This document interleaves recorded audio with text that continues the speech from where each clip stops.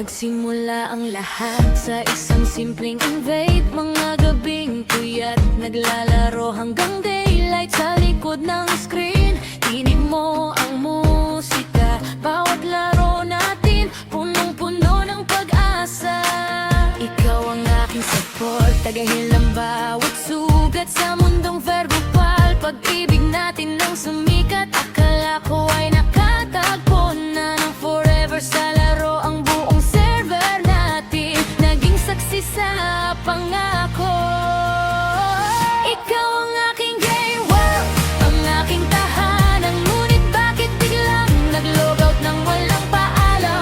Ang daling pumasok, ang daliring lumisan. Bakit ang bilis matapos ng ating kwentuhan? Mula sa binuong mundo hanggang sa pagkagising, pixel na lang ang natira sa puso kong may hiling.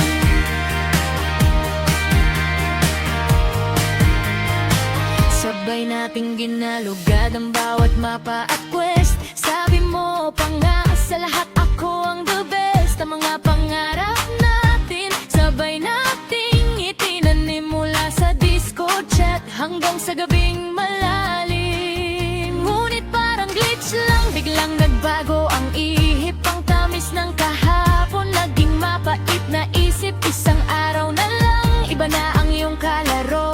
At ang dating tayo bigla naglaho. Ikaw ang aking game world, ng aking tahanan. Ngunit bakit biglang naglobat ng walang paalam? Ang daling pumasok, ang daliring lumisan. Bakit ang bilis matapos ng ating kwentuhan?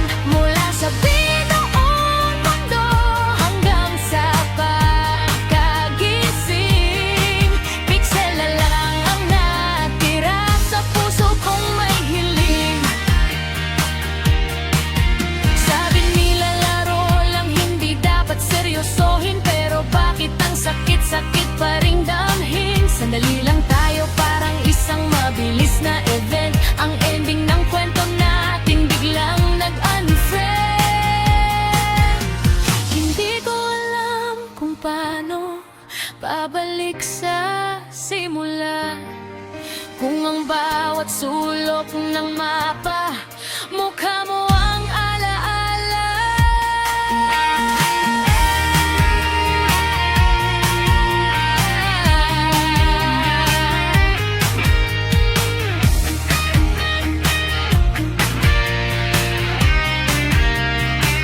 Ikaw ang aking game world, ang aking tahanan. Ngunit bakit biglang nag-logout nang walang paalam? Ang daling pumasok, ang daliring lumisan. Bakit ang bilis matapos ng ating kwentuhan? Mula sa binuong mundo hanggang sa pagkagising, pixel na lang ang natira sa puso kong may hiling. Defeat ang nakasulat, tapos na ang laro. Umalis ka sa server, iniwan mo ang puso ko. Offline ka na at hindi na babalik. Ang bilis na tayo